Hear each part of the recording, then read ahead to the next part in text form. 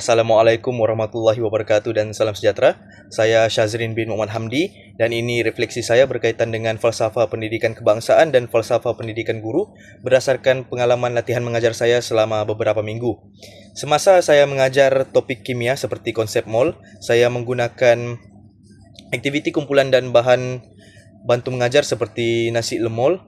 Murid sangat aktif dan terlibat, tetapi saya dapati bahawa ada murid yang hanya fokus kepada jawapan tanpa mengetahui konsep yang sebenar. Apabila saya kaitkan dengan FPK, saya sedar bahawa pendidikan sepatutnya membangunkan murid secara menyeluruh, iaitu dari segi jasmani, rohani, emosi dan intelek yang kita kenali sebagai jeri ataupun jeri.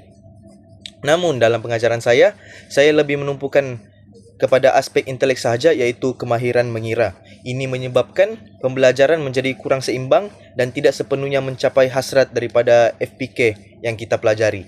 Daripada pengalaman ini, saya belajar bahawa sebagai seorang guru, saya bukan hanya perlu mengajar untuk peperiksaan, tetapi membimbing perkembangan murid secara holistik ataupun dalam erti kata lain, keseluruhan. Ini juga selari dengan falsafah pendidikan guru yang menekankan di mana guru sebagai seorang yang berilmu, bertanggungjawab dan reflektif.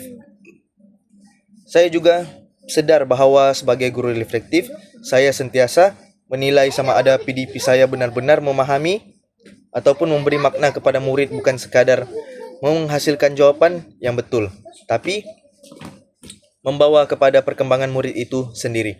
Jadi untuk penambahbaikan, saya akan memastikan PDP saya lebih seimbang dengan mengambil kira semua elemen jeri.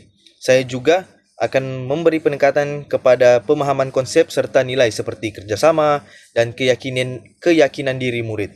Kesimpulannya, FPK dan FPG membantu saya melihat peranan guru bukan sekadar mengajar, tetapi membentuk insan secara menyeluruh ataupun secara holistik. Terima kasih, itu sahaja.